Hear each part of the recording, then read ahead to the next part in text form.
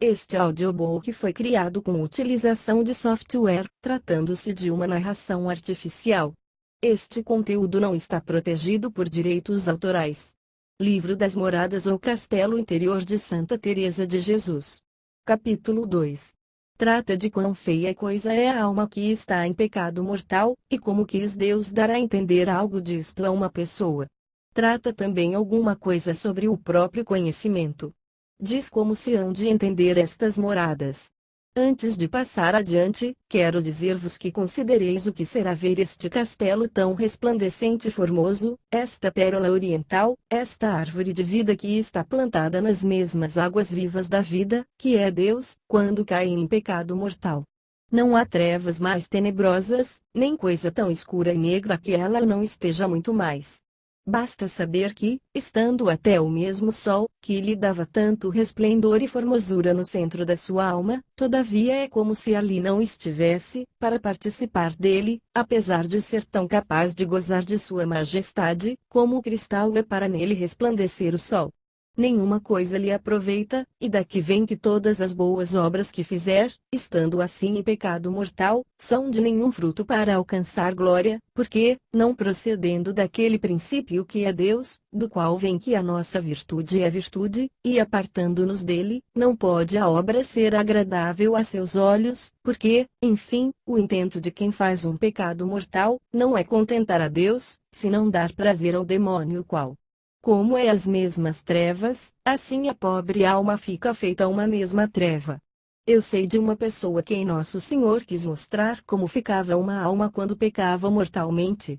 Diz aquela pessoa que lhe parece que, se lhe entendessem, não seria possível que alguém pecasse, ainda que se pusesse nos maiores trabalhos que se possam pensar para fugir das ocasiões. E assim, deu-lhe um grande desejo de que todos o entendessem. Assim vou-lo dei a vós, filhas, de rogar a Deus pelos que estão neste estado, todos feitos uma escuridão, e tais são suas obras, porque, assim como de uma fonte muito clara, claros são os arroiositos que dela manam, assim é uma alma que está em graça, pois daqui lhe vêm serem suas obras tão agradáveis aos olhos de Deus e dos homens, porque procedem desta fonte de vida, onde a alma está como uma árvore plantada, nem ela teria frescura e fruto. Se não lhe viesse dali, é isto que a sustenta e faz com que não seque, e que dê bom fruto. Assim a alma que, por sua culpa se aparta desta fonte e se transplanta a outra de uma negríssima água e de muito mau odor, tudo o que dela sai é a mesma desventura e sujidade. É de considerar aqui que a fonte aquele sol resplandecente que está no centro da alma, não perde seu resplendor e formosura, que está sempre dentro dela, e não há coisa que lhe possa tirar a sua formosura. Mas, se sobre um cristal que está ao sol, se pusesse um pano muito negro, claro está que, embora o sol dê nele, a sua claridade não fará o seu efeito no cristal. Ó almas remidas pelo sangue de Jesus Cristo! Entendei-vos e tende dó de vós mesmas. Como é possível que, entendendo isto, não procureis tirar este pez deste cristal? Olhai que, se a vida se vos acaba, jamais tornareis a gozar desta luz. Ó Jesus! O que é ver uma alma apartada dela? Como ficam os pobres aposentos do castelo? Que perturbados andam os sentidos, que é a gente que vive neles. E as potências, que são os alcaides, mordomos e mestres-salas, com que cegueira, com que mau governo. Enfim, como onde está plantada a árvore é o demônio, que fruto pode dar? Ouvi uma vez a um homem espiritual, que não se espantava do que fazia quem está em pecado mortal, mas sim do que não fazia. Deus, por sua misericórdia, nos livre de tão grande mal, que não há coisa, enquanto vivemos, que mereça este nome de mal, senão esta, pois acarreta males eternos para sempre. É disto, filhas, que devemos andar temerosas e o que temos de pedir a Deus em nossas orações, porque, se Ele não guarda a cidade, em vão trabalharemos, pois somos a própria vaidade. Dizia aquela pessoa que tinha aproveitado duas coisas da mercê que Deus lhe fez: uma, um temor grandíssimo de o ofender, e assim sempre lhe andava suplicando não a deixasse cair, vendo tão terríveis danos; a segunda, um espelho para a humildade, vendo que, coisa boa que façamos, não tem seu princípio em nós mesmos, mas naquela fonte onde está plantada esta árvore das nossas almas, e neste sol que dá calor às nossas obras. Disse que se lhe representou isto tão claro que, em fazendo alguma coisa boa ou vendo-a fazer, acudia ao seu princípio e entendia como, sem esta ajuda, não podíamos nada, e daqui lhe procedia ir logo a louvar a Deus, e, habitualmente, não se lembrava de si em coisa boa que fizesse. Não seria tempo perdido, irmãs, o que gastasseis a ler isto, nem eu a escrevê-lo, se ficássemos com estas duas coisas, que os letrados e entendidos muito bem sabem, mas a nossa ignorância de mulheres de tudo precisa, e assim, porventura, quer o Senhor que nos venham a lembrança semelhantes comparações. Praz a Sua Majestade dar-nos graça para isso. São tão obscuras de entender estas coisas interiores que, a quem tão pouco sabe como eu, forçoso é dizer muitas coisas supérfluas e até desatinadas, para que haja alguma em que acerte. É necessário terem paciência quando isto lerem, pois eu a tenho para escrever o que não sei, e certo é algumas vezes tomar o papel, como uma pessoa tonta, sem saber que dizer nem mesmo começar. Bem entendo que é coisa importante para vós declarar-vos algumas coisas interiores, como puder, porque sempre ouvimos quão boa é a oração e temos na Constituição tê-la tantas horas. Não se nos declara mais do que podemos e, de coisas que o Senhor opera numa alma, declara-se pouco, digo de coisas sobrenaturais.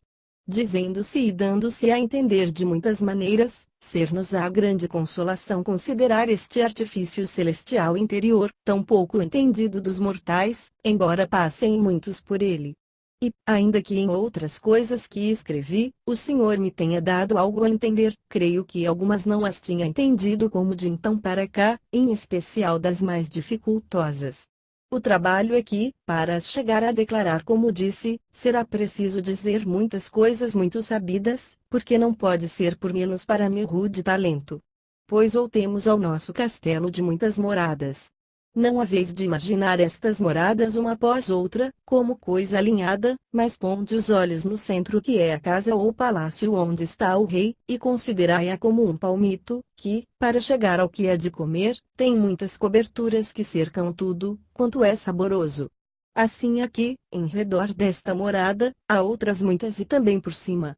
Porque as coisas da alma devem se considerar com amplidão, largueza e grandeza, e nisto não há demasia, pois tem maior capacidade do que nós poderemos considerar, e a todas as partes dela se comunica este sol que está no palácio. Isto importa muito a qualquer alma que tenha oração, pouca ou muita, que não a tolha nem aperte. Deixe-a andar por estas moradas, em cima, embaixo e aos lados, pois Deus lhe deu tão grande dignidade, não se obrigue a estar muito tempo num só aposento. Oh, mas se é no próprio conhecimento. E quão necessário é isto, vejam se me entendem, mesmo aquelas que o Senhor tem na mesma morada em que ele está, pois por mais elevada que esteja a alma, não lhe cumpre outra coisa, nem poderá, ainda que queira que a humildade sempre fabrica o seu mel, como a abelha na colmeia, sem isto, tudo vai perdido. Mas consideremos que a abelha não deixa de sair e voar para trazer flores, assim a alma no próprio conhecimento, creia-me e voe algumas vezes a considerar a grandeza e a majestade do seu Deus. A que achará sua baixeza, melhor que em si mesma, e mais livre das sevandijas, que entram nas primeiras moradas, que são as do próprio conhecimento, ainda que, como digo, é grande misericórdia de Deus que a alma se exercite nisto, pois tanto se peca por excesso como por defeito, costuma-se dizer. E creiam-me que, com a virtude de Deus, praticaremos muito melhor a virtude do que muito presas à nossa terra. Não sei se fica bem dado a entender, porque é coisa tão importante este conhecermos-nos, que não quereria que nisso houvesse nunca relaxação, por muito subidas que estejais nos céus, pois, enquanto estamos nesta terra, não há coisa que mais não importe que a humildade. E assim volto a dizer que é muito bom e muito melhor tratar de entrar primeiro no aposento onde se trata disto, que voar aos demais, porque este é o caminho, e, se podemos ir pelo seguro e plano, para que havemos de querer asas para voar? Mas procure-se como aproveitar mais nisto, e a meu ver, jamais acabamos de nos conhecer se não procurarmos conhecer a Deus, olhando a sua grandeza, acudamos à nossa baixeza, e olhando a sua pureza, veremos nossa sujidade, considerando a sua humildade, veremos como estamos longe de ser humildes. Há dois proveitos nisto. O primeiro, está claro que uma coisa branca parece muito mais branca ao pé de uma negra e, ao contrário, a negra ao pé da branca. O segundo é, porque o nosso entendimento e nossa vontade se tornam mais nobres e mais dispostos para todo bem, quando, às voltas consigo mesmos, tratam com Deus. E se nunca saímos do nosso lodo de misérias, é coisa muito inconveniente. Assim como dizíamos dos que estão em pecado mortal quão negras e de mau odor são seus cursos de água, assim aqui, ainda que não são como aqueles, Deus nos livre, que isto é só comparação, metidos sempre na miséria da nossa terra, nunca o curso sairá do lodo de temores, de pusilanimidade e cobardia, de olhar a se me olham, se me não olham, se indo por este caminho, me sucederá mal, se ousarei começar aquela obra. Se será soberba, se é bom que uma pessoa tão miserável trate de coisa tão alta como a oração, se me hão de ter por melhor não indo pelo caminho de toda a gente, que não são bons os extremos, mesmo em virtude, que, como sou tão pecadora, será cair de mais alto, não irei talvez por diante e farei dano aos bons, uma como eu não precisa de singularidades. Oh, valha-me Deus, filhas, quantas almas deve o demônio ter feito perder muito por este meio. Tudo isto lhes parece humildade e outras muitas coisas que pudera dizer, vem de nunca acabarmos de nos entender, rende-se o próprio conhecimento, e, se nunca saímos de nós mesmos, não me espanto, que isto e mais se possa temer. Por isso digo, filhas, que ponhamos os olhos em Cristo, nosso bem, e ali aprenderemos a verdadeira humildade, e em seus santos, e enobrecer-se ao entendimento como disse, e não ficará o próprio conhecimento rasteiro e cobarde, pois que, embora esta seja a primeira morada, é muito rica e de tão grande preço e, se escapa das sevandijas que nela há, não se ficará sem passar adiante. Terríveis são os ardis e manhas do demônio para que as almas não se conheçam a si mesmas nem entendam seus caminhos. Destas primeiras moradas posso eu dar sinais muito certos, por experiência. Por isso digo que não considerem poucos aposentos, senão 1 milhão deles, porque, de muitas maneiras, entram aqui almas, umas e outras com boa intenção. Mas, como o demônio sempre atenta uma, deve ter em cada um muitas legiões de demônios a combater para que não passem de uns a outros.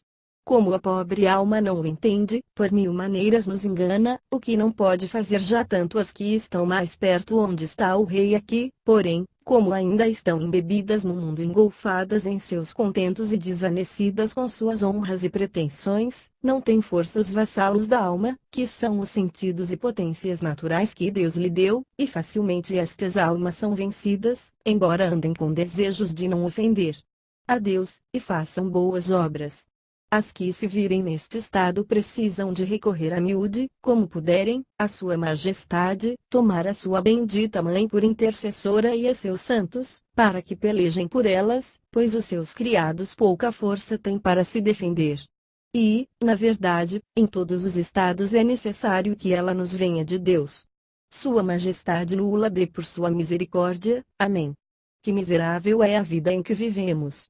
Porque, em outra parte, disse muito do dano que nos faz, filhas, não entender bem isto da humildade e do próprio conhecimento, nada mais vos digo aqui, ainda que seja o que mais importa, e praza a Deus tenha dito alguma coisa que vos aproveite.